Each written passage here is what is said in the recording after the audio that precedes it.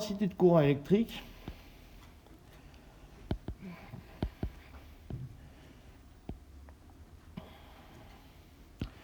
bon, elle est donnée très trivialement par la chose suivante. Donc le J, il est donné par le N, donc ça c'est la charge, la densité électronique, la charge, et puis évidemment la vitesse moyenne en vecteur. Hein? Mais non, parce que là c'est la vecteur, la vitesse, je vais calculer, le J il est vers là, et c'est pas une moyenne, parce que pour calculer vers là, il faut que j'intègre sur toutes les vitesses, donc j'ai la moyenne de toutes les vitesses qui ont donné le J vers l'avant. Enfin le J, il y en a qu'un de J si vous voulez. Bon, alors si je translate ça, bon je vais écrire simplement ce que c'est que le J moyen, donc ça c'est pas un scoop, ça c'est simplement l'intégrale de F VdP. C'est simplement la définition de la moyenne.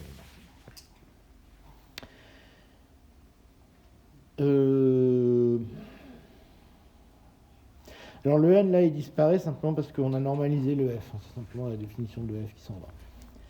Donc ça c'est pas un problème. Alors par contre ce terme là, c'est par définition, c'est F0 plus F1. Ah oui, alors j'ai un problème de notation, c'est que je m'étais juré dans le cours de garder le 0 en bas ou en haut, et en fait je me suis aperçu en lisant mes notes qu'il se baladait tout le temps entre le bas et le haut, le 0. Vous accepterez, c'est vous qui dites. Je ne sais pas si vous avez mis en haut ou en bas, mais bon, dans le cours il se balade entre le haut et le bas. Hein, ça vous fait bizarre en haut? Oui, oui. Ça dépend de ce quoi on parle. Ici, c'est pas fermé direct, parce que comme on est dans un gaz très dégénéré, ça va être Boltzmann. C'est la fonction de distribution à l'équilibre. D'accord, ce qu'on est en train de regarder. Et F1, c'est la fonction, la perturbation, si vous voulez. D'accord, c'est F moins F0, F1. Donc si je remets ça dans mon bazar, ça nous fait simplement J qui est égal à Q fois l'intégrale de F0 plus F1 fois V dP. Ok? Alors, ce terme-là, celui-là, il est nul. D'accord? Parce que le V moyen, il est nul. Ça veut dire quoi? Ça veut dire qu'on n'a pas de courant à l'équilibre. Bon, alors ça, c'est une chose évidente qui nous ennuie bien, parce que si on pouvait avoir du courant à l'équilibre, ça serait intéressant. Je fermerai un circuit sur lui-même et je l'aurai un courant tout seul. Ce qui évidemment n'est pas le cas, comme vous le savez.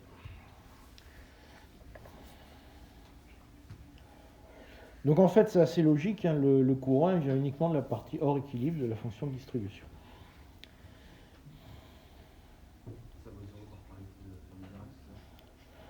Voilà, effectivement, si vous voulez le dire de façon plus élégante, ça vient 0 parce que la fonction de Fermi-Dirac est effectivement paire, puisque c'est un P carré qui intervient, donc forcément elle est paire. Mais sinon, vous pouvez dire que dans une distribution classique, forcément, il n'y a pas de courant. Il n'y a aucune raison que vous ayez un courant. C'est-à-dire, si vous prenez un fil et que vous regardez un fil à l'équilibre, il ne faut pas avoir de courant dedans. Alors, si vous voulez le dire mieux, c'est parce que dans le Fermi-Dirac, vous avez un terme en P carré, donc forcément c'est symétrique. Quand vous intégrez sur les P, ça va faire 0.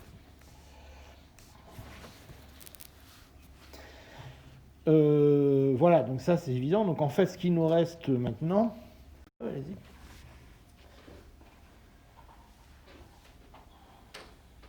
coup, monsieur, tout à l'heure, quand vous avez parlé de l'équation, vous avez effacé quelque chose, vous avez écrit en vert, vous ne l'avez pas. Je n'ai pas compris en fait ce que c'était.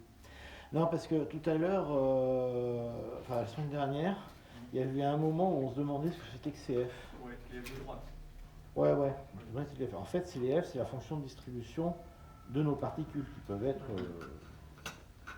C'est les particules, on était en train de regarder des collisions. Donc en gros, c'est des électrons dans les collisions qu'on regarde.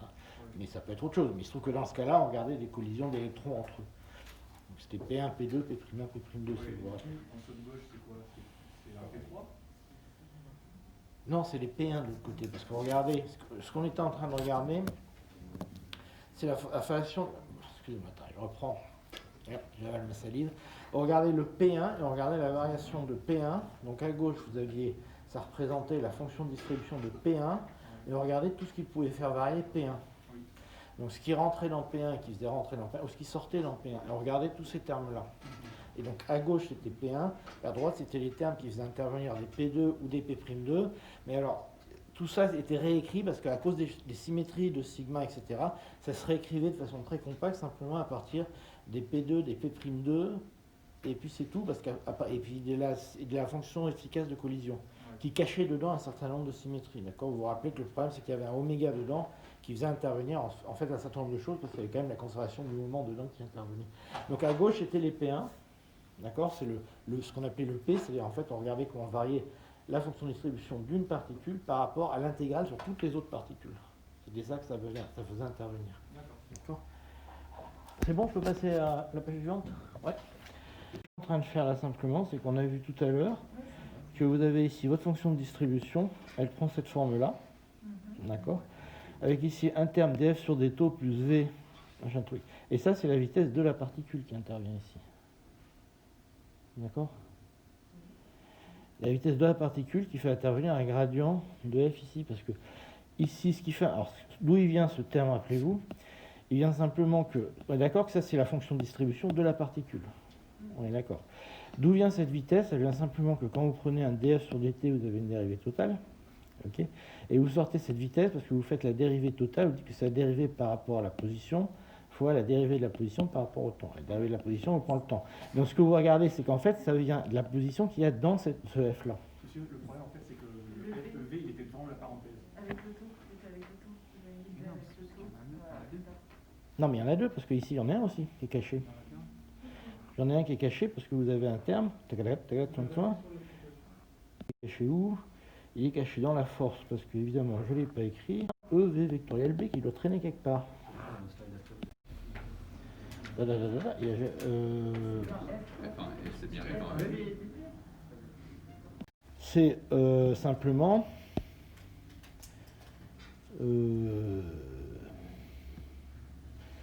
alors c'est simplement maintenant il reste la deuxième partie, donc c'est celle qui est hors équilibre. Ouais. Donc il va nous rester que la partie hors équilibre. Ah, c'est mon masque qui m'emmerde. Donc il nous reste que J est égal à Q fois l'intégrale de F1 V dP.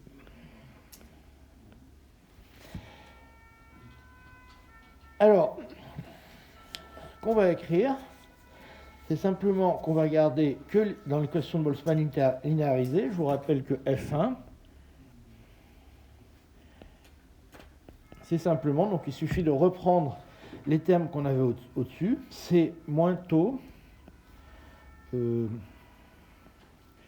J'ai un V qui apparaît ici, et puis j'ai un moins D de F0 sur dt, plus V, gradient de R, de F0,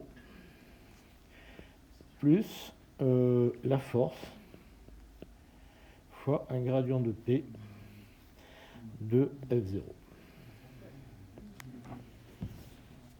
Alors là, ce qui est important, c'est que ce qu'on a fait qui est important, c'est qu'on garde que l'ordre le plus bas. Monsieur, le V, là, vous avez mis, c'est le V de l'intégrale, c'est pas le V de notre F1. Attendez 2 secondes.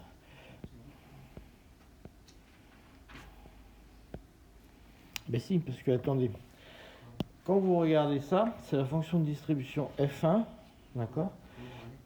Hein ? Non, là, attendez. Parce que un qui est caché, mais dans la force, vous avez un... Ah oui, d'accord. Non, mais attendez. C'est parce que j'ai oublié de vous marquer quelque chose. Non, j'ai oublié un signe important. Ah oui. Là, ça vous plaît mieux tout de suite. D'accord. C'est un taux qui dépend de V. Il dépend d'autre chose. Oui, il dépend d'autre chose. Mais ce que je veux remarquer, ce qui est important là, c'est que c'est un taux qui dépend de l'énergie. D'accord ? Pour ça, parce qu'en fait, ce qu'il y a d'important dans ces trucs-là, c'est que vous obtenez, parce qu'après, je vais le comparer avec le résultat classique où le taux ne dépend pas de l'énergie. Ouais. Vous avez une autre question ?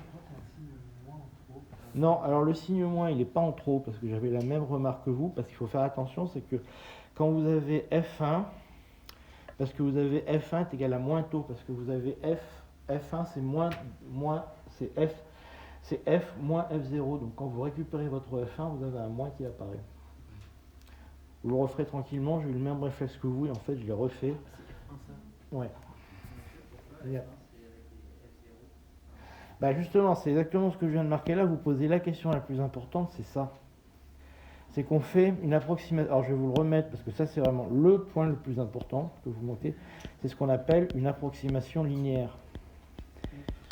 Alors là, il faut vraiment que là, par contre, pour le coup, c'est pas un problème de calcul,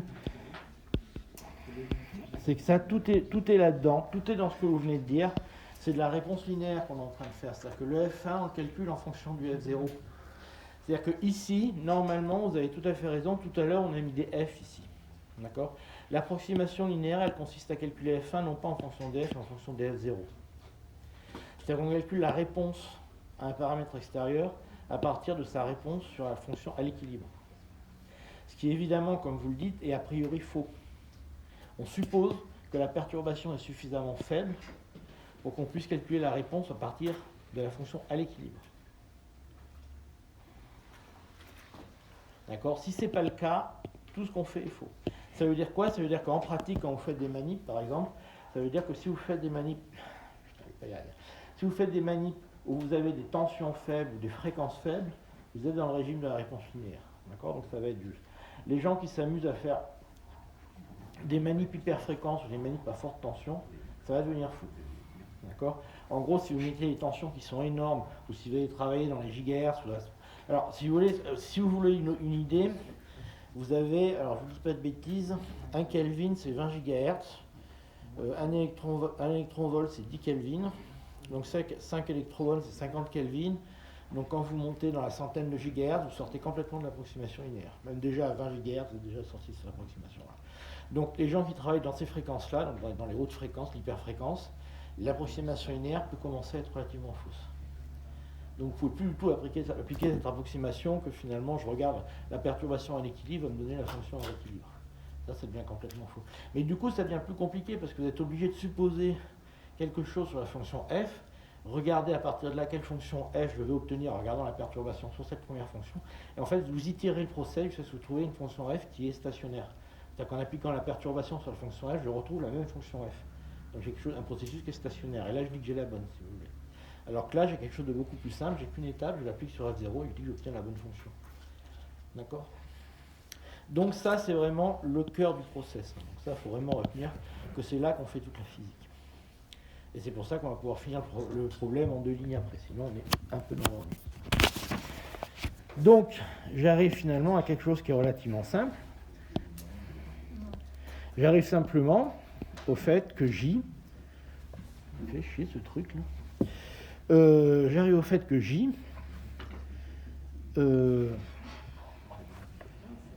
j'arrive donc au J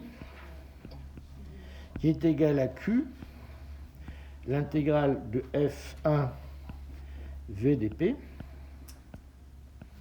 et il faut simplement que je remplace mon F1. Alors on va dire quand même comme hypothèse, on va considérer que F0 ne dépend pas de R.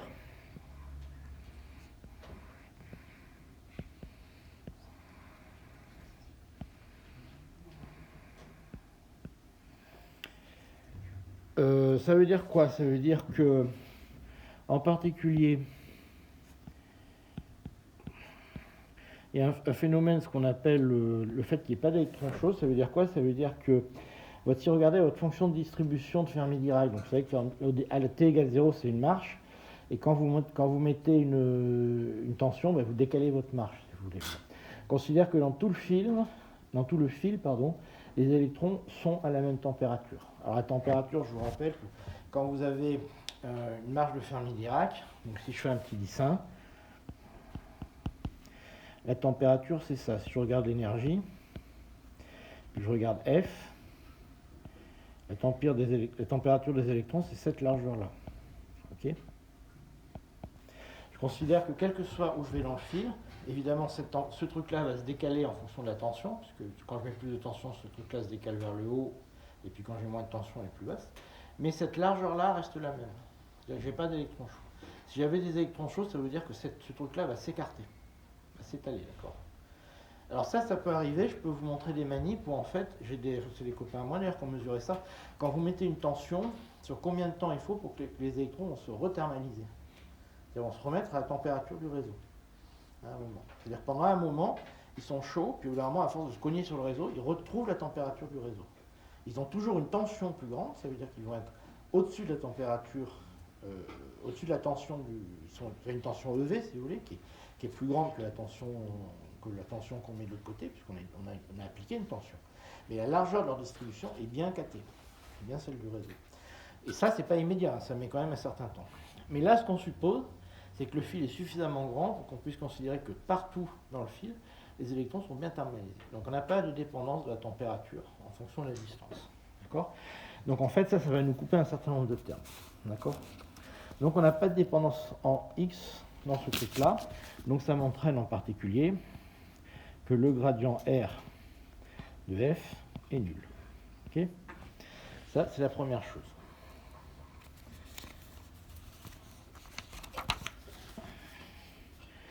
La deuxième chose, c'est qu'on dit qu'on est à l'équilibre. Donc si vous êtes à l'équilibre, vous avez d de f0 sur dt qui est égal à 0. D'accord ? Donc ça veut dire que le régime est stationnaire.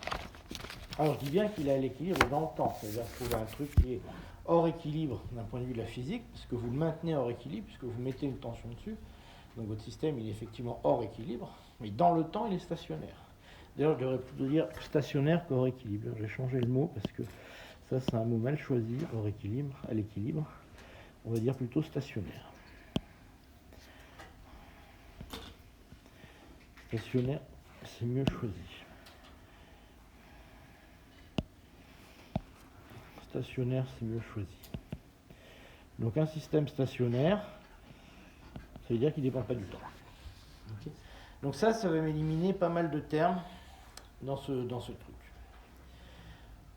Alors, la dernière hypothèse qu'on peut faire, alors ça c'est la plus simple, c'est aussi celle où on mange toute la physique intéressante, c'est qu'on suppose que tau ne dépend pas de V. Alors là, c'est l'hypothèse la plus forte. Et en fait, là, on fait la chose, en fait, pour que ça, là je le fais pour que ça soit intéressant, mais on enlève toute la physique qui est un peu intéressante, puisque vous allez voir qu'en faisant ça, en fait, ça perd tout l'intérêt de le faire comme ça, ce problème. Pourquoi on peut dire que le taux ne dépend pas de V ? Enfin, quelle est l'hypothèse physique Alors, l'hypothèse physique, c'est que si vous... Alors, d'abord, on l'a vu au début, pourquoi taux ne dépend pas de V, c'est essentiellement... Alors, je vous rappelez, au début du problème, on a vu le temps de vie des quasi-particules. On a vu que c'était un truc qui est en T carré. Je prends cet exemple-là. Si vous êtes très proche du niveau de Fermi, en fait, vous savez que le temps de vie dépend assez peu, il est en T carré, vous êtes au fond de la cuvette. Donc vous pouvez considérer quasiment qu'il n'en prend pas de T. D'accord ? Si vous commencez à augmenter la tension, ça devient relativement faux. Alors cette loi en T carré, en fait, vous pouvez la voir. Elle n'est pas très très facile à voir, parce qu'il faut être... bon, on en reparlera, mais si vous voulez vraiment la dépendance en T carré du temps de vie des quasi-particules, il faut vraiment être à très basse température et être dans un régime en fait, où il n'y a pas les phonons qui rentrent en jeu. Parce que sinon, vous allez voir toute la loi des interactions électron-phonons. Donc c'est pas très facile à la voir, mais vous pouvez la voir dans certains échantillons à très basse température. Mais effectivement, dire que taux de E, quand vous êtes à basse température, enfin toutes les lois de puissance, elles commencent par être plates à basse température. Hein. C'est comme ça, c'est évident. Dès que vous chauffez, ça va plus durer par contre. Donc si on met tout ça ensemble, ben, on arrive à une chose qui est évidente. Hein. Vous arrivez à J égale, qui est égal à tau moins Q, puis vous avez l'intégrale, et puis il vous reste un taux, vous avez un QE, un gradient P de F0, puis un dP ici, voilà. Donc voilà. Alors, ce qu'on va regarder ici, c'est un champ selon x. Hein. Donc, on prend simplement un champ à une dimension. Donc, on va prendre E, qui va simplement être EX 0 et 0.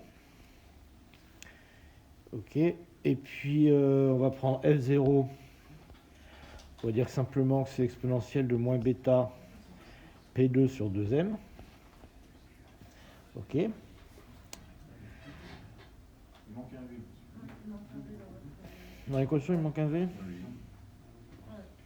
Bah oui, il manque un V, forcément, quelque part. Là, comme ça. Bon, il manque un V, là. Et donc, ça vous entraîne que d de F0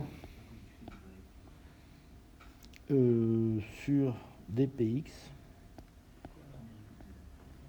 Alors, attendez, est-ce que j'ai juste cette équation? Oui, c'est ça. d de F0 sur dpx est égal à moins 1 sur kt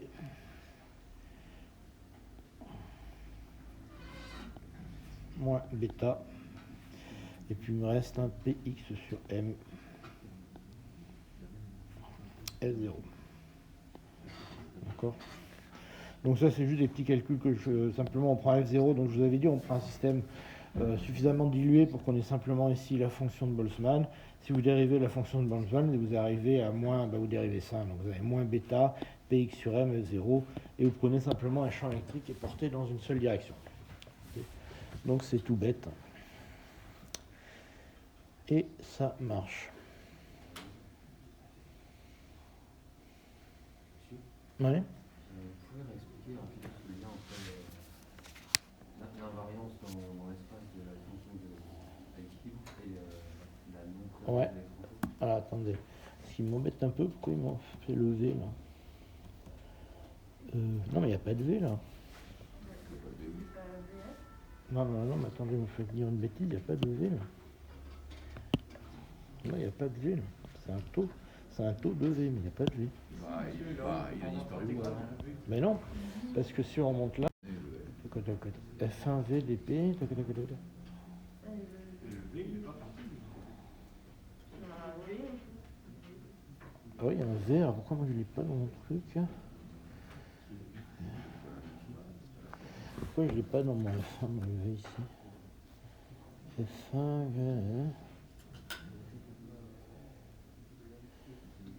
Ah oui, un V, vous avez raison. Il y a un V. Alors attendez, je vais revenir sur la question qu'on m'a posée là. C'était quoi la question? Le lien entre la non-dépendance spatiale de la fonction de distribution à l'équilibre et le fait qu'il n'y ait pas de Qu'il n'y ait pas de électrons chauds.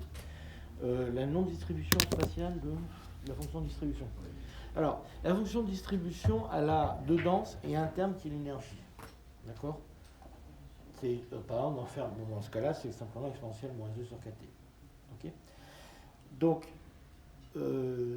si la dépendance spatiale, si on avait une, elle viendrait en fait de la dépendance spatiale de l'énergie. D'accord? Et en fait, bon, c'est pour ça que vous avez pris l'exemple d'une fonction de Fermi-Dirac, parce que c'est plus facile à comprendre. Là-dessus. Sur une fonction de Fermi-Dirac, la température, elle vous est donnée par la largeur de ce truc-là. D'accord? Donc en fait, l'idée, c'est que ce truc-là, vous n'avez pas de dépendance de cette largeur-là en fonction de la position. C'est-à-dire que dans toute la position, ce truc-là ne va se déplacer dans ce sens-là. C'est-à-dire qu'effectivement, il va se déplacer en fonction de la position où vous aurez plus ou moins de tension. Mais la largeur va continuer à être donnée par la même chose. Et le fait qu'il n'y ait pas d'électrons chauds? Ah, le fait qu'il n'y ait pas d'électrons chauds, ça veut dire que quand vous allez prendre... Parce que l'idée, c'est que vous allez quand vous calculez votre F1 en fonction de F0, ce qui vous simplifie les choses, c'est de considérer que ce F0 est le même partout. D'accord? Si vous introduisez le fait que vous avez des électrons chauds, ça veut dire qu'il y a des endroits où le F0 n'est pas le même. Votre fonction d'équilibre ne serait pas le même. Ce que je veux dire, c'est que imaginez que vous voulez calculer le transport dans un fil et vous voulez calculer la fonction de distribution dans tout le fil. D'accord? Si vous considérez que qu'à l'équilibre, vous éteignez le courant, vous faites la même chose, et qu'à l'équilibre, votre fil est partout le même. Le problème, il est assez tractable. Si maintenant vous imaginez que même à température nulle, il y a un petit rigolo qui le chauffe ici, qui le chauffe là, qui le refroidit là, etc. Ça veut dire que même à l'équilibre, de toute façon, j'ai déjà au départ pas la même fonction de distribution ici, ici et ici. Parce que là, je l'ai chauffé, là, je l'ai refroidi, je l'ai chauffé, etc. D'accord? Ça veut dire qu'à ce moment-là, vous dites, ok, je fais de la réponse linéaire. Donc, je vais calculer le F à partir du F0. Sauf que le F0, c'est pas le même là, pas le même là, pas le même là et pas le même là. D'accord? Donc, vous ne pouvez pas calculer de façon raisonnable un F à partir d'un seul F0. Vous êtes obligé de le calculer à partir de tous les F0 qui sont là. Et vous voyez que c'est beaucoup plus compliqué parce que vous pourrez l'avoir que sur un petit bout du segment. Et après, le problème, c'est que du coup, vous allez obtenir des F différents et vous êtes obligé de les raccorder tout au long après. Donc, c'est un problème qui est beaucoup plus compliqué que si vous dites au départ de l'action, moi, je prends un système qui est complètement homogène. Donc, au départ, j'ai un seul F0 partout. C'est ça que ça veut dire. C'est uniquement ça que ça veut dire. Alors, pourquoi ça ne marche pas, et en particulier dans les semi-conducteurs, ça ne marche pas? C'est parce que dans les systèmes, en particulier dans les transistors, c'est un problème très compliqué, parce que des fois dans les transistors, vous faites passer tellement de courant que vous êtes ce qu'on appelle dans un régime d'électrons chauds. C'est-à-dire que vous êtes dans un régime où la distribution de Fermi-Dirac n'est plus vraie. Les électrons sont tellement envoyés à haute énergie, si vous voulez, vous ne pouvez plus le décrire par la fonction de Fermi-Dirac, et que finalement, le long du fil, vous arrivez à une distribution complètement déconnante. Et là, vous êtes obligé de vous taper un calcul beaucoup plus compliqué, parce que vous ne pouvez pas dire je pars de F0, parce qu'ils ne sont pas F0, ces électrons-là. D'accord? Donc c'est pour ça qu'on considère qu'un fil est homogène. Ça veut dire simplement que je considère que si je lâche tout, bah, ils sont bien partout à la même température, ils sont bien partout tranquilles dans un système homogène. D'accord? Donc ça, c'est une hypothèse très importante. De même que quand je dis que df0 sur dt est égal à 0, ça veut dire simplement que si je prends un équilibre, il ne se passe rien, il ne bouge pas tout seul. D'accord? Donc quand je dis que je vais calculer à partir de f0, c'est le f0 que je prends n'importe quand. Je n'ai pas besoin d'attendre, de dire, ah, tac, celui-là, je prends celui-là et pas un autre. Je le prends n'importe quoi. Okay. Voilà, par contre, taux ne dépend pas de V, ça c'est une hypothèse physique assez importante parce qu'elle n'est pas intuitive. Autant les deux autres dire que ça ne dépend pas du temps à l'équilibre, ça paraît assez intuitif.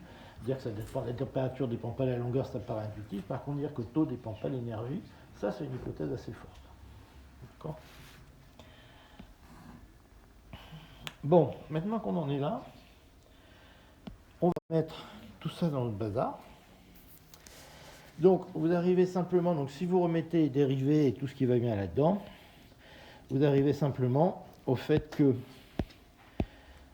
J,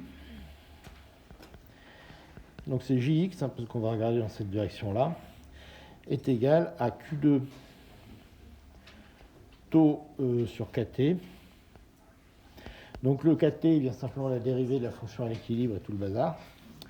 Vous trouvez Q2 taux sur Kt, vous sortez le EX qui sort de l'intégrale assez facilement, et vous trouvez ici une intégrale de F0 px carré dp.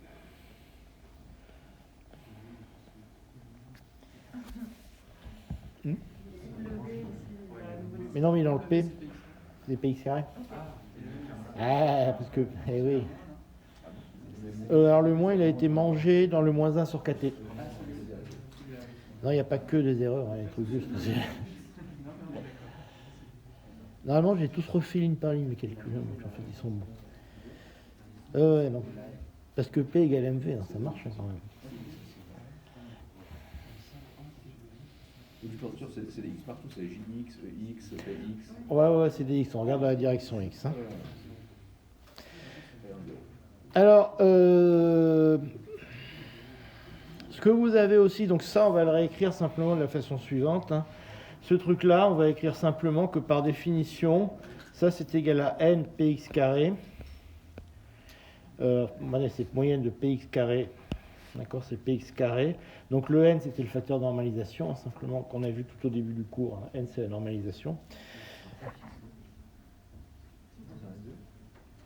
Où c'est que vous en êtes là? Celle-là, elle est juste d'équation, c'est sûr. C'est quoi le... Non, c'est juste que vous avez directement transformé votre courant de force là en force courante. C'est QE, c'est la force. Et donc n px carré, alors c'est là où vous appliquez le truc parce que l'équipartition de l'énergie, ça vous fait simplement n kt. D'accord? Donc ça c'est la moyenne de px carré, vous avez degré de liberté patatruc-muche et ça vous fait n kt. D'accord? Donc, si on remet tout ça ensemble, vous trouvez finalement que le courant selon la direction X est égal à N. Alors vous avez un Q au carré, il vous reste un taux, donc le N il vient juste en dessus, hein. Donc le N, ce N là il vient de là, Q au carré taux ça vient d'ici, le EX il vient aussi d'en haut, donc ça il n'y a pas de souci. Et puis en dessous vous avez un KT qui traîne aussi. Et attendez, j'ai un EX. Ah non, les KT ils s'en vont. Donc vous avez les KT qui s'en vont, et puis vous avez un. Vous avez rien d'autre. Il y a les M qui manquent, hein, c'est ça? Il y a M carré dans la première expression. Dans la. Où c'est qu'il manque le M carré? 1 sur M carré. Ouais, 1 sur M carré ici, c'est ça? J. Parce que PX est égal à MV, donc quand je passe à PX, ça me fait, il faut un 1 sur M carré ici, c'est ça? Et à la fin, du coup, c'est N sur PX carré sur M, je pense. Ici? Égal à NKT. Non, parce que là, j'ai un 1 sur 1 carré qui apparaît là. Donc, takati, c'est ça. PX carré, ça me fait NKT. Et là, j'ai un M. Enfin, le résultat, c'est clair, c'est que j'ai un M. Alors, où il disparaît? Le M, il est. Non, c'est N fois PX carré sur M. En fait, normalement, c'est 1 demi de P carré sur 2N et il y a 1 demi de KT. Donc, c'est ça, N paquet sur M. Voilà. Et ça, donc, du coup, il y a bien un seul M qui reste là. On retrouve le sigma de V. Voilà, exactement. Donc, c'est bien ça. Donc là, pour le coup, je vais l'écrire proprement, ça. Hop. Bah, il vient quand je suis passé de V à PX. Hein. Parce que là, avant j'étais en V. Là, je passe en P, comme P égale MV. Pour passer en P, je fais 1 sur M carré. Et ensuite, pour avoir le théorème d'équipartition de l'énergie, l'équipartition de l'énergie, c'est MV carré est égal à KT. Ok. Donc voilà.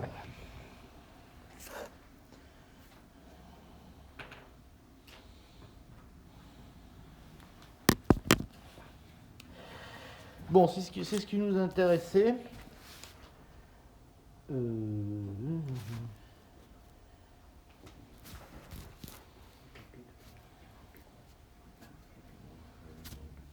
Et vous trouvez finalement la formule que vous connaissez.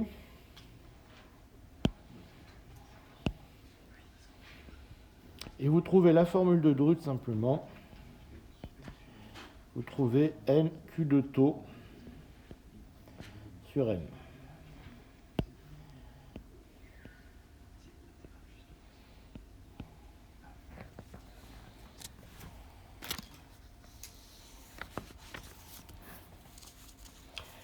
Donc,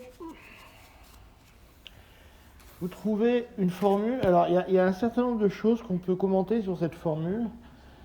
Il vous manque quelque chose encore? C'est bon, hein? Vous êtes tous d'accord, là, les premiers rangs? Alors, normalement, je me trompe de facteur, mais c'est homogène ce que j'écris en général. Hein. Ça, je vérifie en général. Mais de toute façon, vous savez tous que 2 pi égale 1, donc. Et comme H bar aussi, et comme KB aussi, ça sera bien. Donc, non, ce qui est important comme commentaire, ça c'est de la physique importante, c'est que c'est vrai pour un gaz dégénéré. Alors pourquoi je vous dis ça? C'est parce que, en particulier, c'est faux pour un Fermi-Dirac, fait pour un gaz de Fermi. Alors, ce qui est étonnant, c'est que ça a beau être faux pour un gaz de Fermi, bah vous savez que ça marche pour un métal. Alors, bah oui. Bah N de Coteau sur M pour un métal, c'est vous qui m'avez fait la remarque d'ailleurs. Alors, vous savez que pour un métal, c'est faux pour la raison suivante. Enfin, si on applique cette formule au pied de la lettre, la densité électronique dans un métal, c'est énorme, c'est 5,10,23, hein, comme vous l'avez dit. Alors que normalement, dans un métal, les seuls électrons qui contribuent, c'est vraiment les électrons à la surface de Fermi, donc normalement, c'est 3 fois rien. Alors, pourquoi ça marche quand même dans un métal? C'est parce que, en fait, ce qui intervient dans un métal, c'est le produit. On va prendre en fait le produit. Donc le produit de la densité d'état par le nombre d'électrons. Donc vous avez ici un truc qui est simplement G de F fois N de F. Donc vous avez quelque part un truc qui intervient et qui vous rattrape le coup. C'est la densité d'état. Ça veut dire quoi? Ça veut dire que autant le N est petit, ça c'est pas faux, mais la densité d'état elle devient très grande au niveau de Fermi. Et il se trouve que les deux, ça vous rattrape l'affaire, c'est-à-dire que vous retrouvez une formule qui vous donne bien ça, qui vous redonne en fait le N avec le N qui est le nombre d'électrons, si vous voulez, la densité d'électrons. Donc la densité d'électrons au niveau de Fermi, elle est effectivement ridiculement faible, mais la densité d'état, par contre, elle est très très élevée. Alors, ça, c'est quelque chose qui est vrai. Je veux dire, les chiffres sont là, enfin les calculs sont là, c'est vrai. J'ai pas vraiment personnellement d'interprétation physique claire de ça. Je ne sais pas si c'est un hasard ou si de la physique profonde derrière. Mais il se trouve que quand vous dites que dans un métal, c'est N de sur M, il n'y a a priori aucune raison que ça marche. Parce que le N qui intervient, ça devrait être ce au niveau de Fermi. Au niveau de Fermi, il n'y a que dalle comme électron. Alors il se trouve que ce qui vous rattrape le coup, c'est que la densité d'électrons fois la densité d'état vous donne bien les bons chiffres. D'accord, à 3 dimensions en tout cas. Donc vous trouvez bien un nul d'auto sur M. Bon, voilà. Donc je fais juste cette remarque-là. Alors, le deuxième point, c'est que vous avez la formule de Drude. Alors la formule de Drude, vous pouvez la calculer comme ça.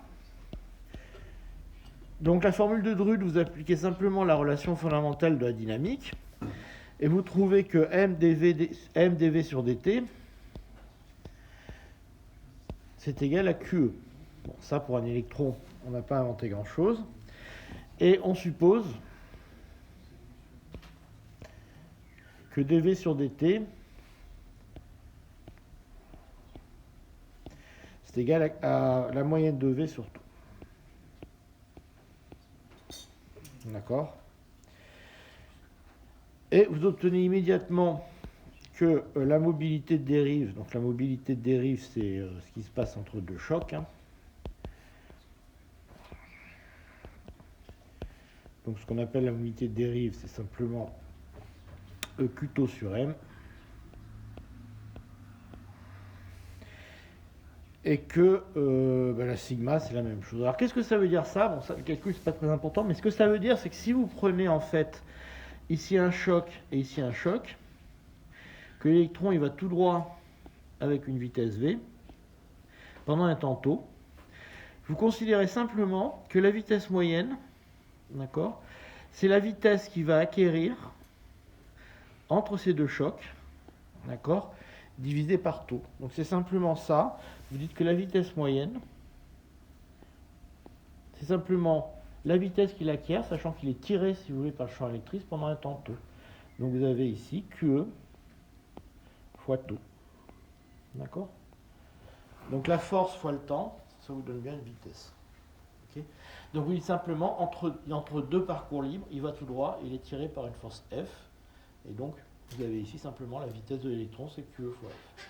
Donc ça, c'est une approche complètement classique. Alors vous voyez bien qu'en plus, elle a absolument rien de microscopique. Hein. C'est une approche complètement macroscopique, où vous dites, finalement, c'est des boules de billard hein, qui tapent dans un choc, et vous dites, entre deux chocs, elle va acquérir ça comme vitesse. Donc je mets comme V là-dessus, un V moyen qui est comme ça, et je définis que le taux, c'est simplement le temps qu'elle met entre deux chocs. Alors, il se trouve que à l'ordre zéro, ça redonne la même chose que le calcul complet avec Boltzmann. Quelque part, c'est pas très étonnant parce que dans Boltzmann, ça représente un temps de relaxation. Et bon, finalement, le temps de relaxation, c'est pas très différent de ça parce que ça représente des chocs entre impuretés aussi.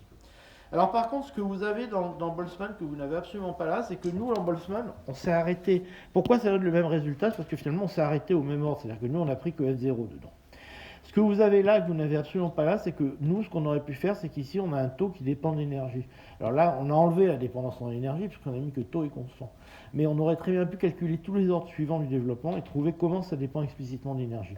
Alors évidemment, ici, vous ne pouvez pas le faire, parce qu'ici, vous avez une description complètement classique. Vous avez dit la vitesse, elle est là, c'est l'accélération par une force pendant un temps t. Donc vous perdez tout le développement en énergie que vous avez là. Là, vous gardez explicitement le développement en énergie. Et si vous avez gardé, ici on a F1, il aurait suffi que vous mettiez ici dans F une dépendance en énergie pour l'énergie qui était derrière, et vous aurez gardé le taux ici dans l'intégrale, et vous auriez pu calculer toute la dépendance en énergie. D'accord? Donc c'est ce qu'on va faire un petit peu plus loin. Ouais. Juste pour le B moyen à la fin, il ne manque pas un facteur de M par la masse. On ne devrait pas retrouver la mobilité de dérive dedans? Je voulais mettre le 0. Pour qu'on retrouve vitesse, ça devrait bien être QE, taux divisé par M. Oh, si vous voulez, faites ça. Ah, mais il est là. Ah oui, c'était... Oui, sur un même, oui, effectivement. C'est d'habitude, on F égale M, oui, c'est... pour qu'on retrouve la mobilité. Oui, je t'aime. Ouais. Non, ce qui compte, c'est la dépendance de V avec le temps. C'est pour ça que j'en ai. Voilà. Bon. Alors maintenant, on va passer à regarder des choses un peu plus précises maintenant sur les problèmes qu'on appelle l'intégrale de collision et les bilans détaillés. Il y a Olivier qui m'a appelé. Bon. Allons-y. Donc c'est la partie 4. Là, on va rentrer dans les choses un tout petit peu plus techniques. Donc, moi je vais appeler ça le 4. C'est le transport dans un métal. Donc là, on va se taper des choses plus techniques, parce que dans un métal, c'est du Fermi-Dirac. Et on va voir que ça change un petit peu des choses.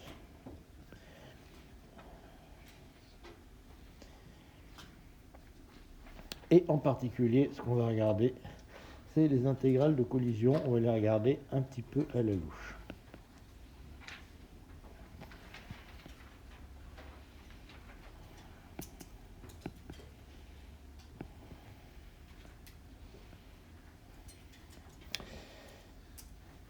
Bon, alors qu'est-ce qu'on va prendre comme métal? On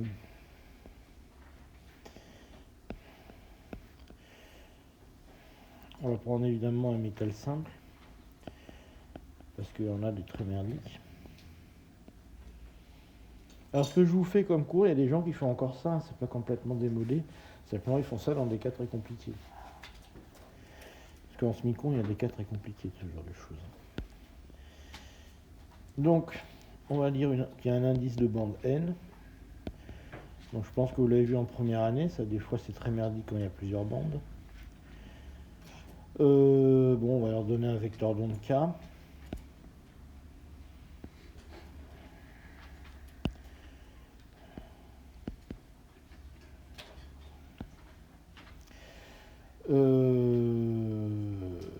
Donc, on va définir la fonction f de R, de K et de T.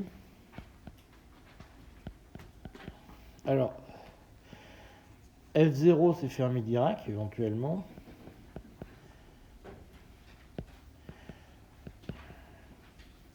Mais pas F. Il faut faire attention, justement, c'est que le jeu, c'est que F hors équilibre, c'est pas Fermi-Dirac. Donc, ce qu'on va considérer, ce qui est important, parce que ça, ce qui est vraiment la merde, c'est qu'on n'a pas de transition interbande.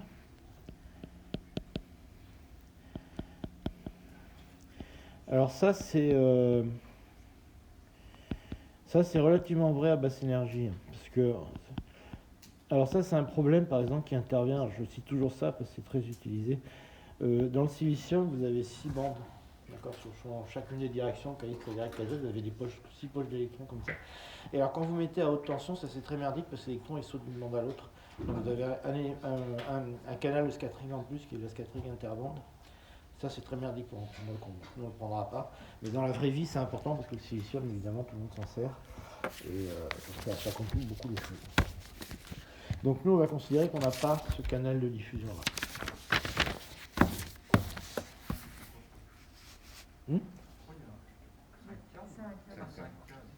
Ah oui, excusez-moi, c'est super mal écrit. Hein, c'est un cas. Ouais, là il est encore plus mal écrit. Quoi. On va s'en sortir. Hein. Bon. Donc la charge des électrons, on met que c'est une charge toute bête. Hein. On va pas avoir des trucs à la con. Donc on va pas avoir des trucs à la con, genre des charges de œufs ou des trucs comme ça. Alors ouais, par contre dans la suite du cours, je suis toujours embêté parce qu'on met Q égale E, Q égale moins E, donc vous ferez gaffe parce qu'on se met toujours là-dedans pour savoir qui on met. Bon alors on va poser maintenant simplement des notations qui sont toutes bêtes mais qu'on va essayer de garder pour la suite. Je vous rassure, on n'y arrivera pas, enfin moi je n'y arriverai pas. On va essayer. Il n'y a que dans ma thèse que j'y suis arrivé, je crois.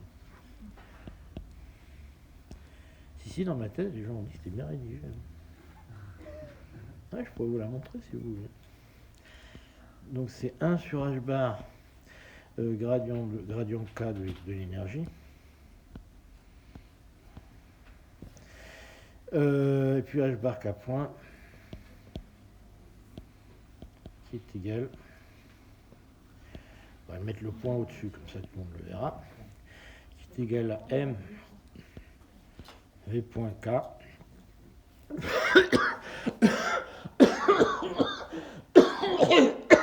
Excusez-moi. C'est égal à E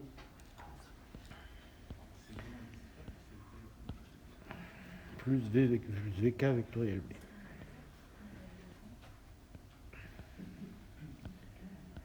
Bon, voilà. Ça, c'est pas un gros scoop. Ouais. Est-ce que vous pouvez revenir sur le R point comme ça R point, non, je vous ai écrit une bêtise. Hein. Pourquoi j'ai écrit ça d'ailleurs? Non, il n'y a pas de point. Ouais, c'est V. Hein. Et c'est V en disque ou c'est V fois K? Non, c'est V un disque. Ben, attendez, c'est la vitesse de. Putain, c'est qui m'appelle encore. Attendez, ouais, non, mais je sais pas ce que c'est écrit ça. Non, c'est-à-dire que. Non, mais ça c'est l'indice, parce que ici vous avez un indice. D'accord.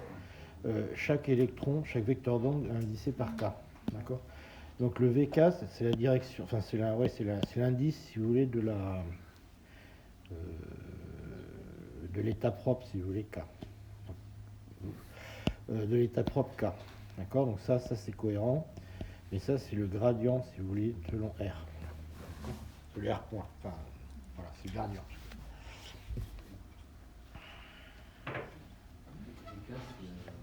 La vitesse, c'est tout. Hein. Parce que K c'est un indice. K c'est un indice. On indice K. K c'est le vecteur d'onde qui correspond à l'état propre.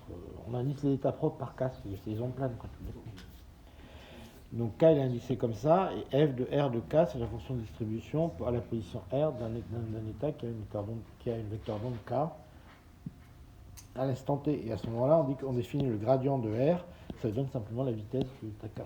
Si je prends le gradient de R de F, j'obtiens la vitesse de la particule à l'état K. Ok. Et la ligne en dessous, c'est quoi? C'est H bar H bar K point, alors je vais le marquer en gradient aussi, ce sera plus joli parce que j'aime pas trop dériver par les vecteurs. On va marquer comme ça. Ouais, mais non, c'est un indice, alors je vais le marquer en plus petit. C'est mieux comme ça? Ouais, et là, il n'y a pas de point, effectivement. Et non, ça c'est bon, il est bien. Là, il y a un point. Bah, n'importe quoi, si vous voulez, simplement quand on dit qu'on a un gradient par rapport à R, simplement, c'est le gradient par rapport à R, c'est D sur DR, si vous voulez. Donc c'est une dérivée par rapport. Par exemple, quand vous dérivez la vitesse, quand vous dérivez F par rapport à R, d'accord, D sur DR, ça vous fait une dérivée. Ça vous fait une dérivée par rapport au temps, et dr par rapport au temps, ça nous fait V. Ouais, mais là, on a un gradient qui est égal à MV point, il y a un truc qui. Enfin, il faut l'appliquer à quelque chose, ce gradient. C'est ma question, c'est à quoi est-ce qu'on l'applique? Parce que vu qu'il y a une équation derrière, et qu'on va sûrement appliquer à quelque chose, mais la question c'est quoi? Et quand vous faites apparaître par exemple Non, je pense juste qu'il manque un truc entre le symbole. Parce que là, vous avez écrit le PFD est égal à un gradient de. Gradient K. Ah oui, c'est que donc attendez, on va le reprendre. Ouais. C'est vrai que c'est pas bien écrit. Non, ça, c'était- Alors on va le reprendre doucement. On va le reprendre doucement. Ok. Bon, on va reprendre doucement ce que je voulais vous écrire. Est-ce que vous êtes d'accord avec moi que la vitesse, c'est 1 sur h bar, gradient K, si je veux me l'écrire correctement, de l'énergie. Ça c'est bon. Ensuite, en dessous, ce que j'ai écrit, mv point de K, d'accord, c'est égal. Donc ça, c'est m fois l'accélération, c'est e. Non, c'est l'indice. Ouais, c'est les indices. Plus v vectoriel b. Est-ce que ça, vous êtes d'accord avec moi? D'accord. Ça, c'est d'accord. Ah oui. Est-ce que vous êtes d'accord que ça, c'est R point? Oui. D'accord. Donc ça, vous êtes d'accord. NR point. Et est-ce que vous êtes d'accord que ça, c'est H bar K point? Oui. Ben, c'est tout ce que je dis. Ah bah mais je vous ai jamais repris sur ce que vous avez dit. Moi je demandais juste ce que c'était. Moi j'ai noté c'est ça, c'est tout ce que je dis. Oui. Ben voilà, donc on est d'accord. Bah tout le monde. D'accord, c'est super. Il manque juste un indice K sur le V avant le vectoriel V. Ben, on est d'accord alors. Oui, non, mais bon, je demandais juste ce que c'était parce que je savais pas. Ah bon, d'accord, mais vous n'étiez pas d'accord. Ah non, je suis pas toujours pas d'accord. Il est pas d'accord. C'est quand vous avez commencé à transformer en gradient. Ben, RR point, c'est un gradient. C'est un gradient de R. Enfin, je veux dire. C'est le gradient temporel de R. Mais non, c'est. Ah, non, c'est. D'accord, c'est une question de notation alors. En fait. D'accord. Ok.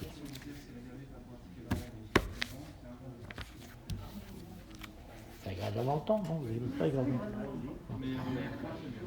Bon, le meilleur point comme ça. Voilà, comme tout le monde est d'accord, ok, c'est bon. On va pas se discuter pour ça. Donc en fait, et je note comme ça tout le monde sera d'accord. Donc epsilon k et k, on est d'accord. C'est l'énergie et l'impulsion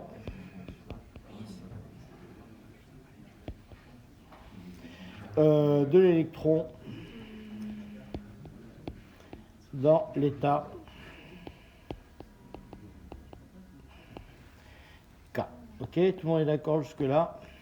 Voilà. Comme ça, dernière notation, je note quand même que F indice K c'est égal à F de RK et T. Donc ça, c'est une notation, d'accord? Voilà. Alors j'en ai une à vous poser.